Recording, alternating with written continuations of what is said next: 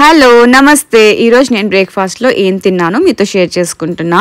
So అన్నిటికంటే ముందు శాండ్విచ్లోకి చాలా ఎన్హాన్స్ చేసేది మయోనీస్.